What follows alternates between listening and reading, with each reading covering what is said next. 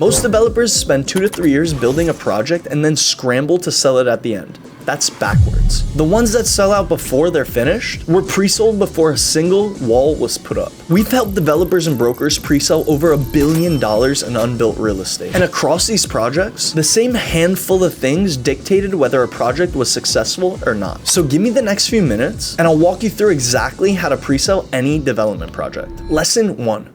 Most developers think of pre-sales as a bonus. Get a few reservations early, build some momentum, but pre-sales velocity control almost everything about your project. How fast you sell these units often dictate your financing terms. High velocity sets pricing for every unit that follows, and your sales velocity affects how investors re-up for the next project. It also dictates whether you're negotiating with strength or scrambling to offer concessions. Lesson 2.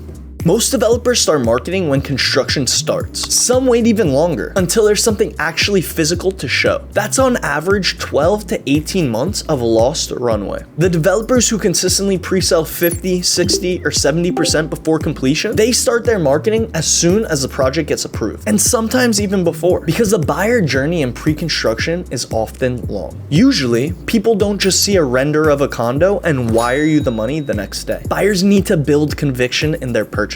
And if you don't start that process early, you're compressing the entire sales cycle into a window that's too short. Lesson 3.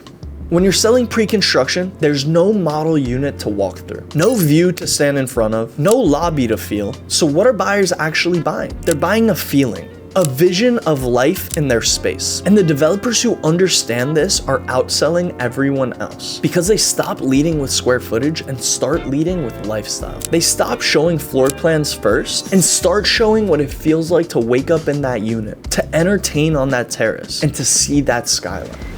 Lesson 4, and this is the one that changes everything. Until your project is completed, your renders are your product. Not a marketing asset, not a nice to have visual, the actual product buyers are evaluating, that investors are judging, and that brokers are showing. Think about what this means. If your renders are generic exports from your architect with flat lighting and no atmosphere, that is your product. That's what the buyer is emotionally responding to. That's what the broker is pulling up on their iPad in the meeting. And that's what your capital partner is looking at when deciding whether to write you a check or not. Lesson 5.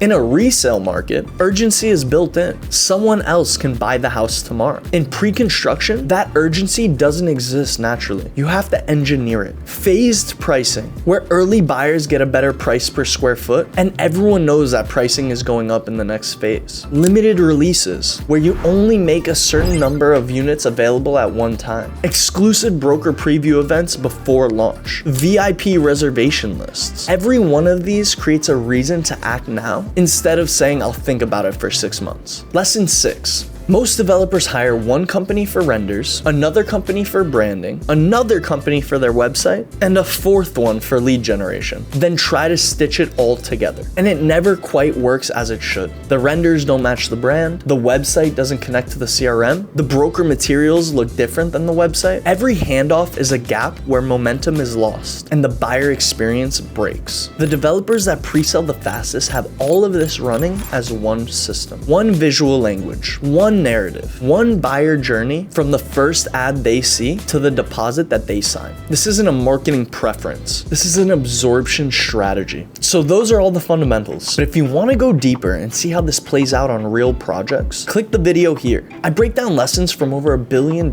in pre-construction launches, what actually works, what doesn't, and the specific strategies that move the most amount of units. I'll see you there.